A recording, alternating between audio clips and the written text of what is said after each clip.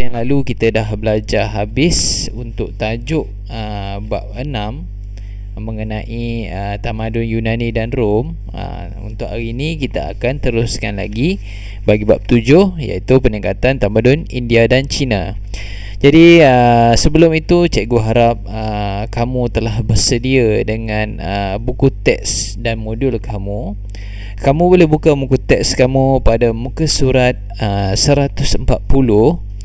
Jadi untuk hari ni apa yang akan kita pelajari ya? Okey, hari ni kita akan tengok dulu untuk tamadun India dan kita akan tengok tamadun China pada bahagian yang kedua nanti. Okey, apa dia akan kita pelajari pada hari ini? Okey, hari ini kita akan mengenal lokasi peningkatan bagi tamadun India. Dan yang kedua, kita akan memahami peningkatan India dalam aspek perluasan kuasa. Okay, kita nak tengok pasal peningkatan tamadun dia dan perluasan kuasa dia. Okey, baik, kita akan teruskan pembelajaran kita. Okey, sedikit pengenalan. Tamadun India, dia merupakan tamadun yang setanding. Tamadun India dan China lah, kita keseluruhan lah, tapi ni tamadun India. Tamadun India ni merupakan tamadun yang setanding dengan tamadun Mesopotamia, tamadun Mesir dan tamadun China. Mengalami peningkatan yang sangat mengagumkan dalam pelbagai bidang seperti pemerintahan, perluasan kuasa, ekonomi, kebudayaan, teknologi dan juga keagamaan. Okey, kita teruskan lagi. Apa gambar apa ni? Siapa yang tahu? Cikgu memang suka menggunakan gambar sebelum kita memulakan pembelajaran kita yang lebih lanjut. Okey, gambar ni adalah gambar tiang Asoka. Tiang Asoka ni ada sebatang tiang, dekat atas tu ada singa. Ada singa kat atas tu. Okey, apa tujuan tiang ni? Dan apa sebab tiang ni dibina? Tiang ni dia dibina, tujuan dia untuk mengukuhkan lagi pembinaan negara. Maksudnya macam mana nak cakap? Nak memupuk semangat kenegaraan lah. Pada tiang ni dia ukir peraturan dan undang-undang yang ditetapkan oleh pemerintah, dan dia diletakkan di tempat strategik. Tempat yang mungkin tempat tumpuan orang ke, tempat orang tempat aktiviti ke, keagamaan ke, kawasan yang sesuai lah, supaya semua orang boleh tengok. Okey, baik. Muka surat 140, tamadun India. Okey, kita sebelum ni kita pernah belajar tentang tamadun Indus. Okey, apabila berakhir je tamadun Indus ni, maka berlaku perubahan dalam perkembangan tamadun India. Perkembangan dia berlaku apabila pusat tamadun dia beralih ke lembah Ganges. Kalau sebelum ni di lembah Indus, kita belajar tamadun Indus ni dia pergi ke lembah Ganges. Kat mana lembah Ganges? Okey, kamu boleh tengok dalam buku teks kamu muka surat 140 ada gambar ni, ada gambar sungai ni. Ni dekat kawasan ni adalah lembah Ganges. Okey, peralihan ini menandakan bermulanya tahap baru dalam tamadun India yang sebelumnya berpusat di lembah Indus. Tapi untuk tahap kedua ni dia berpusat di lembah Ganges dan menjadi asas penting kepada perkembangan dalam tamadun ini. Lembah Ganges ni, perkembangan yang berlaku di sekitar lembah Ganges ni, dia membawa kewujudan kepada kerajaan-kerajaan kecil yang dikenali sebagai Jana Pada. Ni tengok yang cikgu bolkan ini. Okey, ini kadang-kadang ditanya dalam soalan. Jadi kamu kena tahu. Okey, kerajaan-kerajaan yang kecil ni pula, Jana Pada ni, dia kemudiannya membentuk kerajaan yang lebih besar yang dipanggil Mahajana Pada. Dia mula tadi kecil dan dia membentuk kerajaan yang lebih besar. Okey, kita teruskan lagi. Magadha yang terletak di timur laut India muncul sebagai kuasa penting yang berjaya menguasai kerajaan lain di India. Di mana Magadha tu? Ni kamu boleh tengok peta yang kecil ni. Magadha ni. Dia terletak di Timur Laut India. Timur Laut India, kawasan Timur Laut India antara tahun 540 hingga 490 sebelum Masihi. Kejayaan ini dikaitkan dengan kedudukan berada strategik di lembah Ganges, membolehkan mengawal laluan perdagangan utama di sungai Ganges. Dulu sungai ni memang dah bawa tamadun dah kita tengok sebelum ni memang sungai ni dia merupakan laluan perdagangan utama lah. Selain daripada sebagai sumber makanan, pengairan, pertanian, jalan pengangkutan, dia merupakan laluan untuk perdagangan. Okey, kemunculan Magadha ni yang warna hijau ni, dia memainkan peranan penting dalam tahap perubahan politik di India melalui perluasan kuasa dan menjadi asas kepada kewujudan kerajaan lain. Contohnya dinasti Nanda, Maurya dan juga Gupta. Okey, ini pun kadang-kadang ditanya dalam soalan, jadi kamu kena tahu. Okey, sebelum tu cikgu nak tanya apa yang dia maksudkan dengan dinasti. Itu kamu boleh tengok dalam buku teks kamu. Okey, nanti cikgu terangkan tentang dinasti itu. Okey, yang seterusnya 141 boleh buka buku teks kamu. Perluasan kuasa dalam tamadun India. Okey, perluasan kuasa ni maksud dia satu usaha yang sebuah kerajaan ataupun raja dia lakukan untuk kuasai dan memperluahkan kuasa di sesebuah kawasan untuk mengatasi orang yang lain. Maknanya kalau raja tu dapat luaskan dia punya kuasa dia, jajahan dia, makanya dia seorang yang hebat. Okey, pada mulanya perluasan kuasa ni di tamadun India ni dia dilakukan secara fizikal lah. Fizikal ni maksud dia contohnya secara ketenteraan berperang ataupun strategi dia punya pemerintah. Yang kedua, kemudian cara perluasan kuasa ni dia berubah menjadi secara keagamaan. Tujuan dia untuk apa? Untuk memastikan kesejahteraan dan pendamaian wujud dalam tamadun ini. Ni pun kadang-kadang ditanya dalam soalan.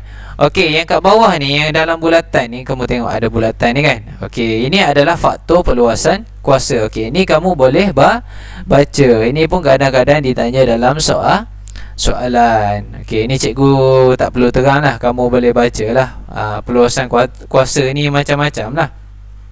Bila dasar pemerintahan dia bagus, dia boleh luaskan kuasa. Sumber manusia dia banyak, dia boleh luaskan kuasa. Ada diplomasi keagamaan, pemerintah dia pandai, dia boleh luaskan kuasa. Ada sumber keuangan, dia boleh luaskan kekuasa. Ada tentera yang kuat, dia boleh luaskan kuasa. Tetapi di dalam tamadun India ini, dia berfokus kepada dua, secara fizikal dan juga secara keagamaan. Kita teruskan lagi. Okey, bentuk perluasan kuasa secara fizikal. Ni macam yang cikgu dah cakap tadi, dilakukan oleh sebuah kerajaan dengan menguasai wilayah-wilayah lain. Kamu boleh tengok pada perkataan yang cikgu boldkan ini. Okey, macam mana nak tahu dia punya, macam mana dia nak tengok dia punya titik kejayaan dia tu, perluasan kuasa tu. Kejayaan dia nampak berjaya apabila sebuah kerajaan yang telah ditakluk itu mengakui taklukan itu dan mematuhi peraturan yang telah ditetapkan oleh kerajaan yang menang tadi. Kerajaan yang menang menakluk tu, kerajaan yang ditakluk tu, dia mengakui kuasa kerajaan yang lebih kuat tu. Okey, dalam aspek ni kekuatan ketenteraan dan disiplin pasukan tentera antara syarat penting. Selain itu, daripada dasar yang diambil oleh seorang raja. Ini pun kadang-kadang ditanya dalam soalan dan kamu kena tahu. Okey, seterusnya, dalam tamadun India ni perluasan fizikal dapat disaksikan dalam perkembangan dinasti Nanda, dinasti Maurya dan dinasti Gupta. Ini pun kadang-kadang ditanya dalam soalan. Sebab tiga-tiga dinasti ini dinasti yang mencapai tahap kita kata tahap tertinggi lah dalam perluasan kuasa. Okey, sebelum tu mesti ada yang tertanya-tanya kenapa dia disebut dinasti Okey, kamu boleh buka buku teks kamu 142. Kamu tengok 142 bawah sekali pada glosari. Apa dia dinasti? Dinasti ni adalah pemerintahan raja yang berasal daripada satu keturunan. Itu dia daripada keturunan ke keturunan. Okey, kita sambung lagi. Gabungan antara kekuatan ketenteraan dan dasar pemerintahan membolehkan tiga dinasti ini membentuk sebuah empayar yang luas di India. Ni kamu boleh tengoklah dekat peta ni. Ini adalah dinasti Nanda saja. Kamu tengok dia punya tu empayar dia. Seluas mana, berapa banyak kawasan yang dia kuasai. Okey, ketika zaman dinasti Nanda ni, perluasan kuasa dia dilakukan dengan kekuatan ketenteraan. Askar dia saja ada 20,000 orang.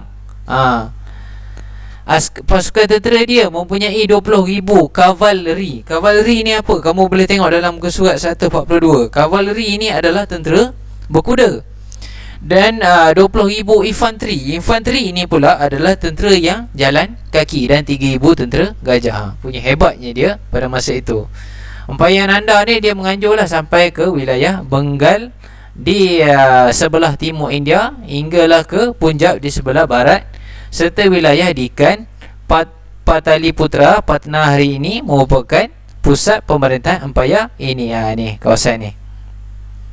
Okay, kita teruskan lagi. Okey, pada zaman dinasti Maurya, kekuatan ketenteraan juga menjadi asas perluasan kuasa, semuanya secara fizikal.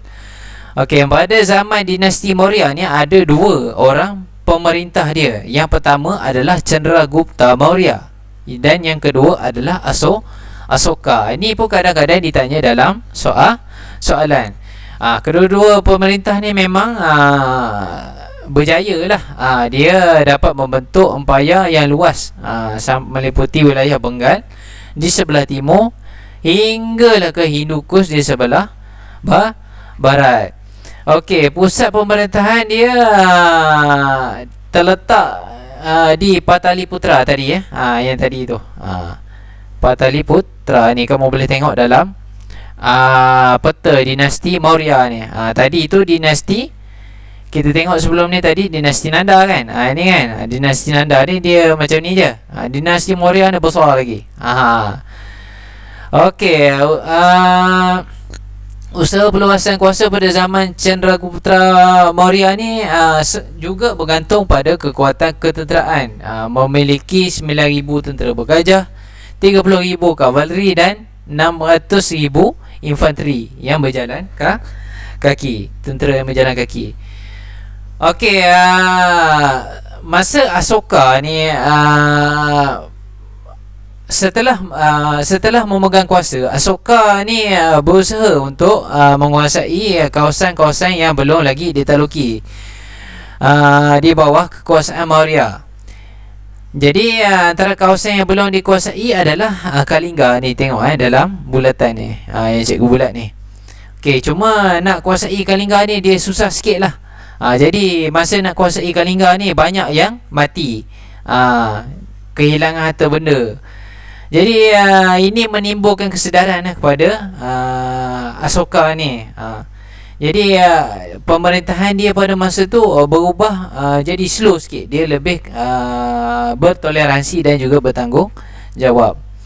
Okey, kita teruskan lagi. Okey, pada zaman Gupta pula, kita dah tengok Nanda, kita dah tengok Maurya, kita akan tengok Gupta. Okey. Perluasan kuasa pada zaman Gupta ini diterajuk oleh Chandragupta I yang memerintah antara tahun 320 Masihi sehingga 335 Masihi. Pun sama, Pataliputra ni jadi dia punya pusat pemerintahan dinasti. Okey, dia menjadikan ketenteraan juga sebagai asas untuk luaskan kuasa, menganjur hingga Punjab dari Punjab hingga ke Bengal. Okey, selesai. Itu secara fizikal. Sekarang kita nak tengok secara keagamaan. Secara fizikal ni dia secara ketenteraan dan juga ketenteraan dan juga apa lagi satu? Siapa tahu tadi? Okey, ketenteraan dan juga secara dasar yang diambil oleh seorang raja. Okey, untuk keagamaan ini dia lebih kepada kaedah kemanusiaan. Dia berbezalah daripada fizikal tadi. Dan untuk keagamaan ini dia tidak bergantung pada sepadan wilayah yang ditetapkan, sebaliknya dia merentas sempadan, maknanya boleh pergi lagi jauh. Okey, penekanan kepada aspek agama ni membolehkan dinasti Maurya ni pada zaman pemerintahan Asoka dikenali oleh serata dunia. Okey, untuk makluman kamu, Asoka ni tak silap cikgu, dia ada filem dia, filem cikgu tak ingat dah siapa pelakon dia, tapi cerita India lah, cerita mengenai inilah, mengenai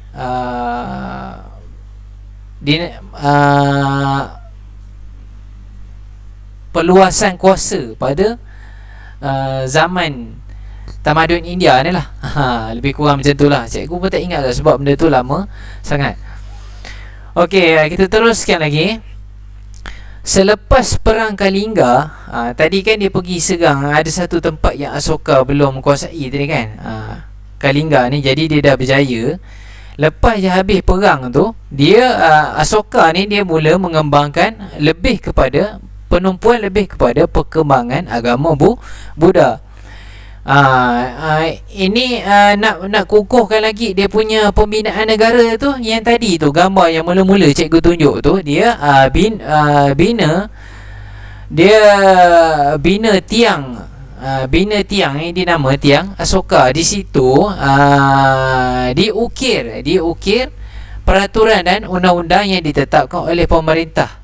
Jadi di bawah naungan Asoka ni, misi nak kembangkan agama Buddha telah giat dilakukan, sampailah ke Tibet, Nepal, Alexandria, Antioch, Patricia dan juga Burma. Ni kamu tengok ni peta yang bawah ni. Ni adalah dia punya peta penyebaran agama Buddha. Itu yang cikgu cakap tadi, dia tidak bergantung pada sepadan wilayah yang tetap, tapi dia merentah lagi sempadan. Kalau berperang tadi dia bergantung kepada sempadan wilayah yang tetap, tapi bila kita sebar agama ni, dia merentas sempadan. Okey, kita teruskan lagi. Okey, pada zaman Gupta pula, penekanan diberikan lebih kepada agama Hindu. Tadi zaman Asoka tadi, zaman Asoka tadi lebih kepada agama Buddha. Tapi pada zaman Gupta lebih kepada agama Hindu. Jadi Gupta ni dia lebih menekan kepada hal-hal yang berkaitan dengan kebudayaan, kesusastraan, seni bina, perdagangan dan pemerintahan yang lebih berasas kepada agama Hindu. Okey, ni pun kadang-kadang ditanya dalam soalan. Okey, Raja Samudra Gupta 335 Masihi hingga 376 Masihi, dia ni meminati puisi-puisi berbentuk keagamaan. Sampai dia ni digelar sebagai Kavi Raja, iaitu raja penyair. Ini pun kadang-kadang ditanya dalam soalan. Okey, penekanan kepada agama Hindu dalam dinasti Gupta ni membolehkan zaman Gupta ni dia dikenali sebagai zaman keemasan di dalam agama Hindu. Okey, apa dia zaman keemasan tu? Zaman keemasan tu kamu boleh tengok pada glosari ni. Iaitu zaman yang pencapaian atau kemajuan besar yang tertinggi dalam bidang tertentu yang boleh dicapai oleh sesebuah pemerintahan. Okey, baik, itu sahaja untuk pembelajaran kita bagi tamadun India ini. Okey, kita akan sambung lagi untuk tamadun Cina pada kelas yang akan datang. Jadi sebelum kita mengakhiri kelas kita ini, cikgu harap kamu dapat lengkapkan pautan Google Form yang telah cikgu sediakan. Gunakan pengetahuan daripada video yang telah kamu tonton ini dan juga buku teks untuk menjawab soalan yang cikgu bagi. Penglibatan anda akan cikgu rekodkan. Sehingga kita berjumpa lagi. Terima kasih. Bye-bye.